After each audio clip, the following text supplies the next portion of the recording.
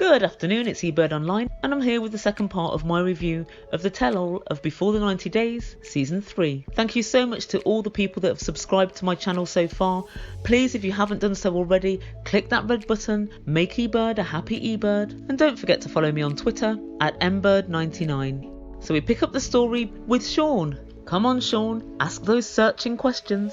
So as I already said, TLC have allowed Jessie to quarantine Darcey and Tom, but at the moment Jessie's not there either, and the cast are all very, very tense, and so there's no Darcey, Tom or Jessie.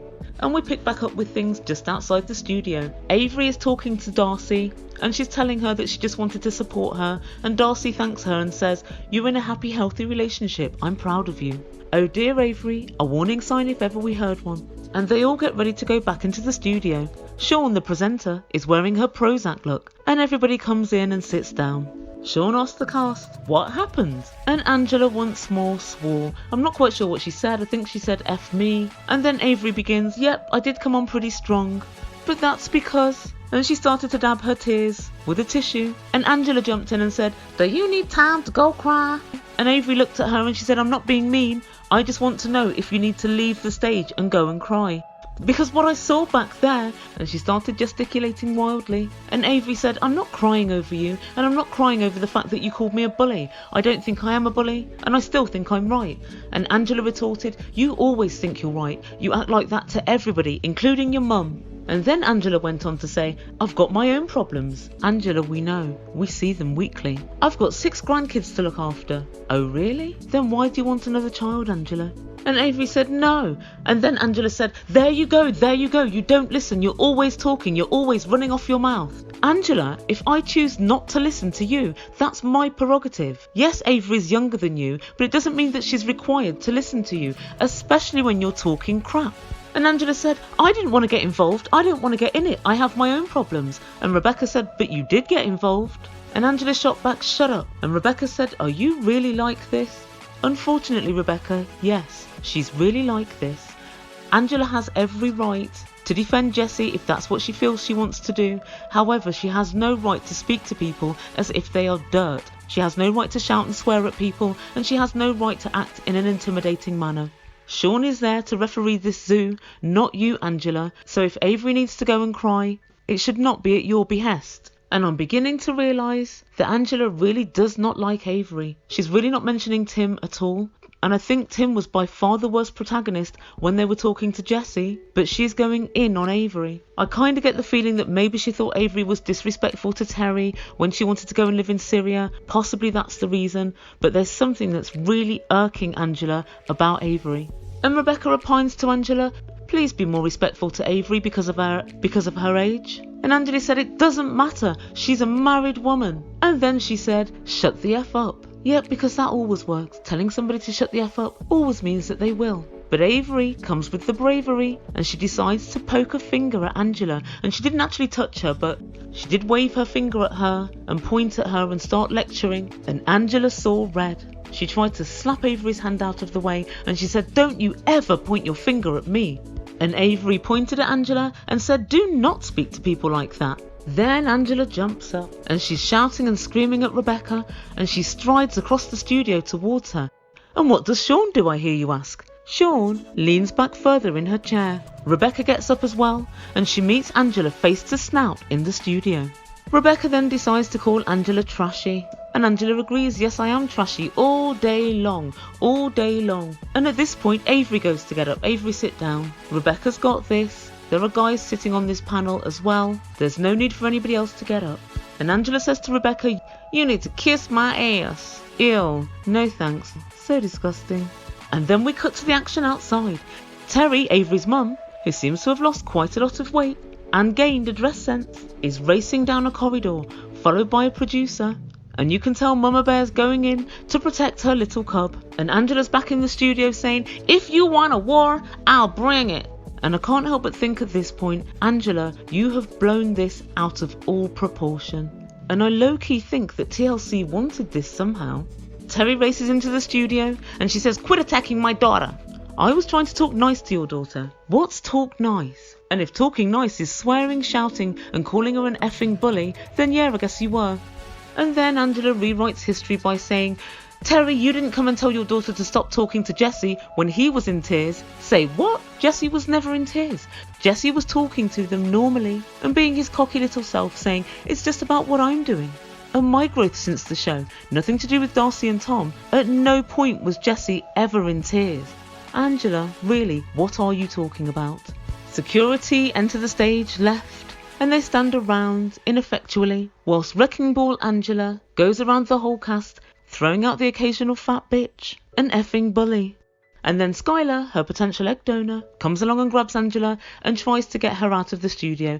Angela storms out, and everybody settles down a bit. And Angela's still screaming as she exits stage left. I've got to say one thing, the guys on this season need to step up. Avery starts looking upset and her mum's trying to get her to sit down and Rebecca's trying to say to her, just chill, calm down. Even Tim says, Avery, chill. And really she shouldn't have got up, she needs to just sit back down, because nothing is solved by standing up when someone like Angela, who's very hot-headed, is on a wrecking ball mission. And Angela just keeps on shouting, saying, I believe Tom can stand up for Darcey, and Tom can go head to head with Jesse. It's nothing to do with you, Avery. Well, we've all seen this season, Angela. Maybe you haven't had the opportunity as yet, but we've seen how Tom stands up for Darcey. The only reason Tom stands up is to kick Darcey when she's down. I think lucky for Darcey that she did have Avery, otherwise she'd just be left with Stacey, and who knows how that's going to go. And by this point, Angela is in full talk mode. I'm a grown woman. Don't cross me. Don't cross it. I'm trashy. Angela, you keep saying you don't care. You keep saying you've got better things to do. Go and do them then. What are these better things? Get to them. Go. And once Angela's gone, Sean gets down to finding out what happened. And Avery starts going over her past, which incidentally she doesn't talk about. When she had an ex-boyfriend who was abusive, like Jesse, but way, way worse apparently. And then Tim says he wanted to shake hands. I have no interest in shaking his hand, and I told him so. Where was this Tim all season? Eloquent Tim, forceful Tim, confident Tim, masculine Tim. Okay, yeah, I've stretched it a bit far. Maybe not masculine Tim, but I like this Tim. This is the Tim that should have taken Jennifer to book. This is who I thought Tim always was going to be from the start of the season, not the meek and mild Tim that we got. And then Tim explained what he'd said to Jesse, that Jesse was a troublemaker, he was here to put the boot into Darcey, and that there was no valid reason for him to be here. He repeated Jesse's claim that he was here to talk only about himself and nothing to do with Darcey, and Tim said, I don't care if he was here to sweep the floor. It's going to have an effect on Darcey, and you know that. Sean asks Ben, who better, to tell his story, and Ben begins by saying Avery and Tim decided to take Jesse to task on his treatment of Darcey and asked him why he was even there. And then Angela came in like a wrecking ball, and they all discuss what happened. Rebecca says she too feels that the conversation was respectful until Angela came in. And Darcey sits on the sofa and says, none of this is worth it, Jesse isn't worth it, let's just leave it. And Darcey, that's very possibly one of your problems, because you leave problems to fester. And so when the problem boil becomes a pussy mess on your arm, sorry Tom, no pun intended, it's too late. You're infected. And I think that you need to actually discuss things more, and maybe you should take a leaf out of Avery's book and confront things a little more. Outside, Angela is talking to Tom, and Tom's looking every one of his 59 years. His hair's slicked back and he's puffing away on a cigarette. Angela's still ranting and raving, and she's saying to Tom, this isn't fair. Now I look like the bully. The penny has finally dropped. You have just bullied a 19-year-old, Angela. When will you get a clue? Back in the studio, Ava is crying, and she's saying when she went through her hell with her ex-boyfriend, nobody believed her, and that's why she feels so strongly about it. Oh, poor Avery. Have you considered the possibility, Avery, that it's because you never ever talk about this past relationship, you never ever reference it? Maybe that's the reason. Sean doesn't seem to know what to say or do, but she confirms one interesting thing. She tells us that TLC wanted a conversation about the relationship between Darcey and Tom from Jesse. From Jesse? Really? Why?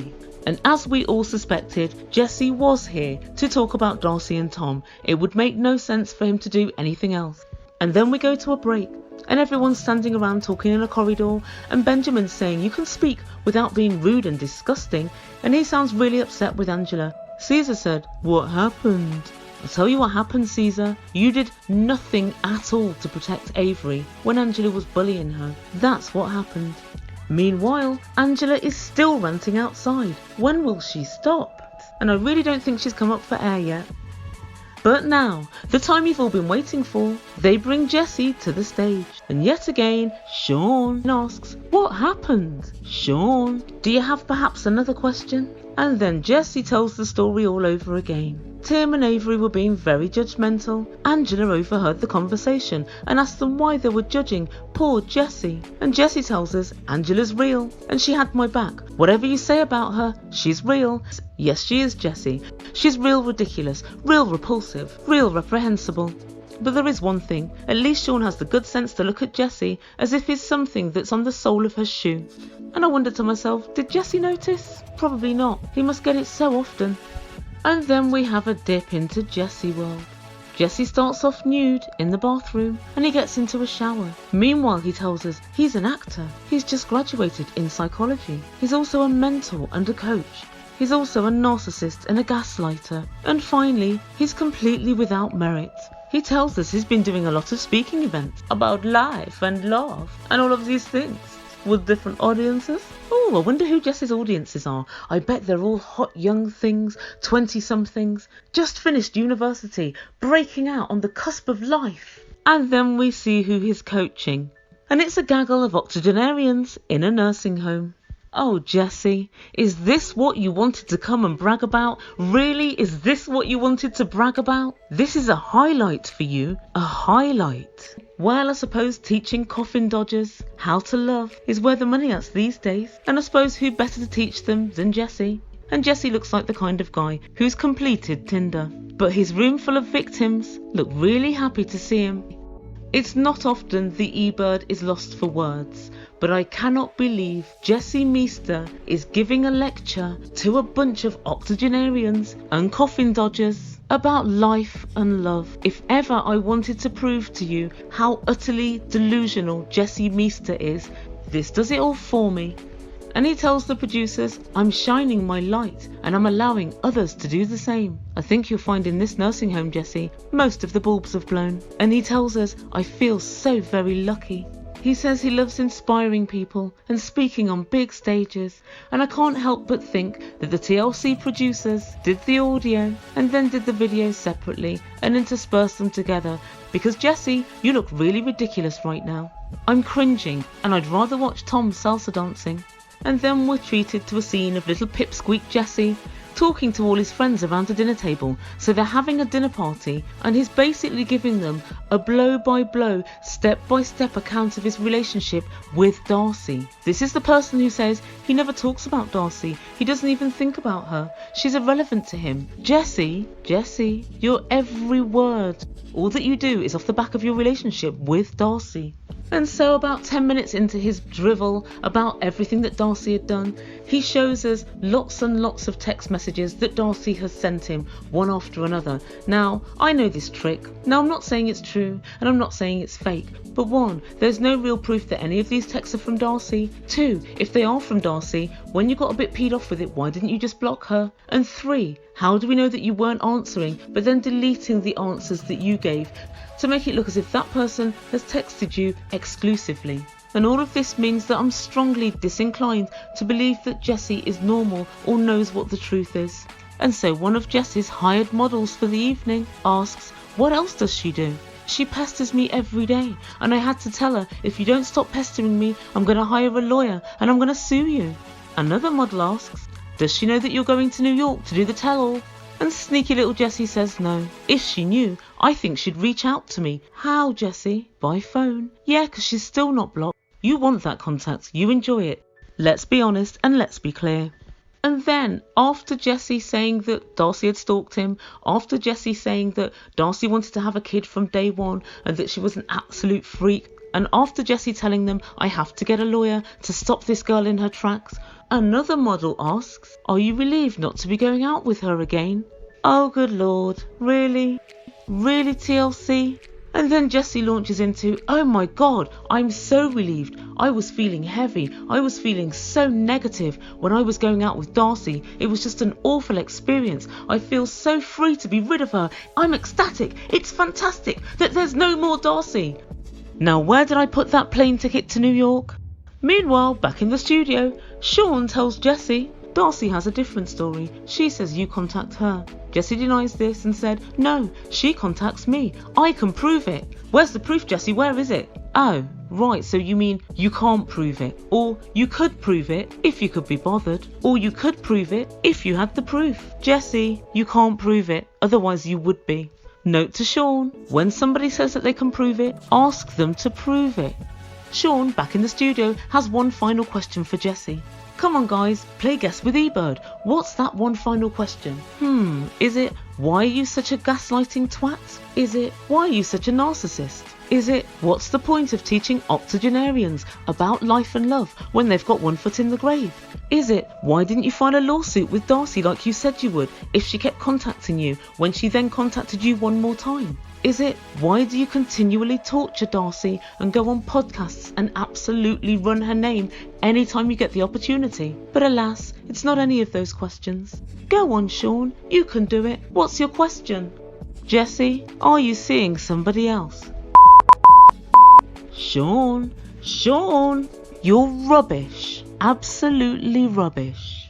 And that's where the interview was left. Jessie's still looking smug. But Jessie, you have just committed professional suicide. Nobody worth their salt will hire you to come to their event now after watching you with those coffin dodgers, feeling proud of yourself.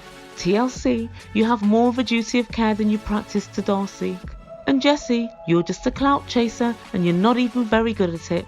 And Angela, you're a certified lunatic. That's what this whole sorry episode has taught me. Guys, let me know what you think. Do you think that Angela was in the right to pull Avery and Tim up on the treatment of Jessie? Do you think it was even valid that Jessie was there? I know a lot of you are saying TLC invited him, but just because somebody invites you to a party doesn't mean you have to go. And do we really buy that Jessie is sick of Darcey and just wants Darcey to leave him alone when he consistently puts himself right in the same domain as her? Please let me know what your comments are. I had some really funny comments earlier. And I'm going to read a couple out at the start of the next video just because there was one or two that was so funny. Just before I go, I'd like to say please don't forget to subscribe to my channel if you like what you hear, press the like button and follow me on Twitter at Ebird99. And stay tuned for the next part. Thank you so much for listening. You've been listening to Ebird Online. Ciao for now.